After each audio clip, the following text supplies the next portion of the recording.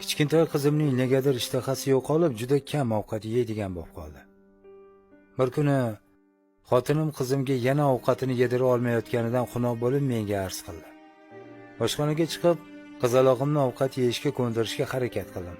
U bo'lsa ko'zlarida yosh bilan, "Agar ovqatimni oxirigacha yesam, meni bir iltimosimni bajarasizmi?" deb so'radi. Men esa o'ylab ham o'tirmay, "Va'da beraman qizim" deb uni ko'z yoshlarini artdim. Buni nima qiyin tomoni bor deb o'yladim. Qizalog'imning ko'ngli biror shirinlikmi yoki yangi o'yinchoqmi tusab qolgandirdi. Meni va'damni olgach, uni yuzlari yorishib ketdi. Idishida turgan ovqatni ishtaha bilan oxirigacha yedi. Keyin esa hech kutilmaganda "Men sochimni oldirib tashlashni xohlayman" deb qolsa bo'ladimi?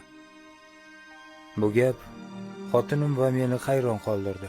Chunki qizcham beliga tushib turadigan qo'ng'iroq sochlari bilan maqtanishni juda yaxshi ko'rardi. Boshimdan birov xuddi bir chelak sovuq suv quyib yuborgandek bo'ldi. Bu fikr uni xayoliga qanday kelib qoldi ekan? Onasiga qarayman, sochiga nima qilgan? Sochlari top-toza deydi xotinim ham hayron bo'lib. Shundan so'ng men bolamdan bu iltimosni boshqasiga almashtirishni so'radim.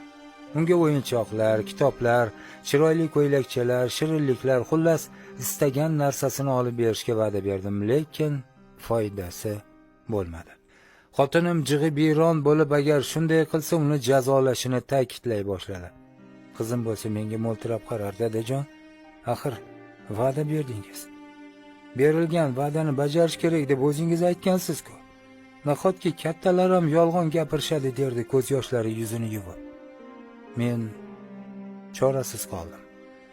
Aslida o'g'illarimga qaraganda ko'proq shu qizimni yaxshi ko'rardim-da.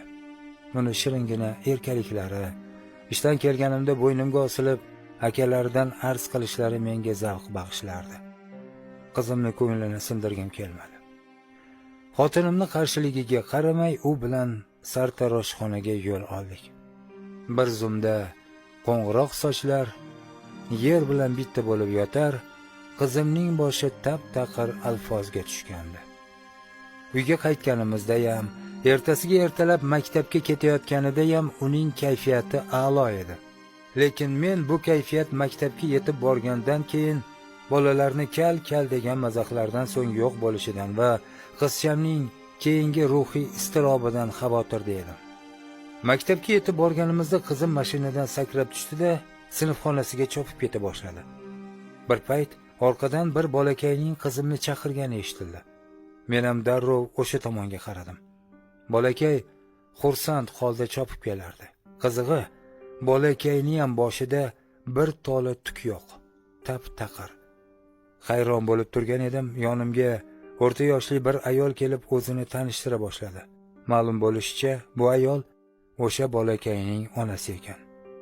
"Bilasizmi?" dedi ayol chopib ketayotgan bolalarimizni orqasidan ko'zida yosh bilan kuzatarkan. "Meni bolam og'ir kasalga chalingan edi.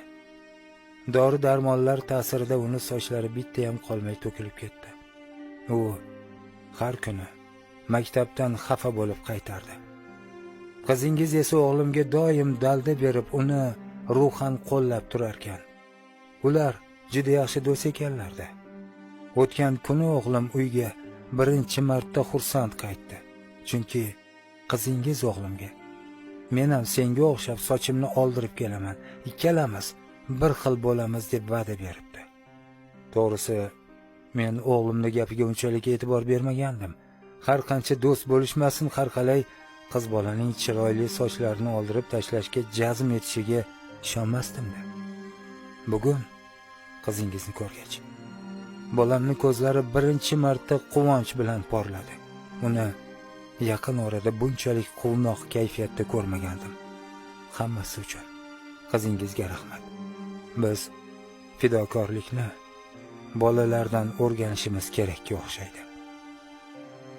Men ayolga hech nima deb javob qaytara olmadim.